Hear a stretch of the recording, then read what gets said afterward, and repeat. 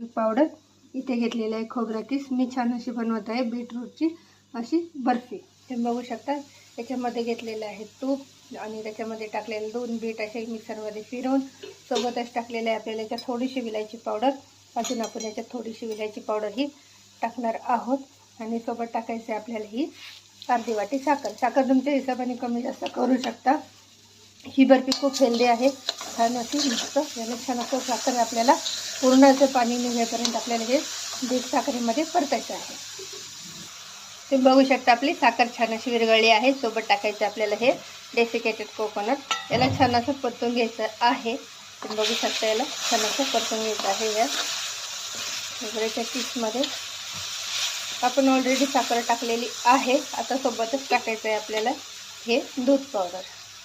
अर्धा टाकायचं आहे, नंतर अर्धा टाकायचं आहे. कारण की काय होतं मग खोबऱ्याच्या किसामध्ये हे पावडर टाकल्यामुळे त्याचं पाणी छान असं सोक होऊन जातं. त्याला छान असं मिक्स करून परतायचं आहे.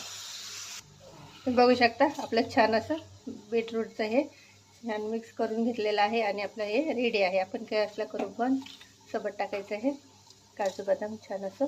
याला आता मिक्सरमध्ये आपल्याला हे बाउलमध्ये काढायचं आहे. तुम्ही बघू शकता मी बाउलमध्ये छान अशी आपली हे बर्फीचं बॅटर घेतलेलं आहे. आता आपण करू याची बर्फी. तुम्ही बघू शकता आपली बर्फी किती सुंदर अशी झालेली आहे. सोबतच आपण याच्यावर ठेवलेलं आहे डेकोरेशनसाठी काजू बदामचं हे तुकडे. तर तुम्हाला अशी माझी बीटची बर्फी कशी वाटली नक्की मला कमेंट करून सांगा. शेअर करा, सबस्क्राईबर करा, शिल्पास किचनला लाईक करा. तसे बी छोटे मुलं बीट खात नाही तर हा चांगला पर्याय आहे मुलांना बीट खाऊ घालण्यात.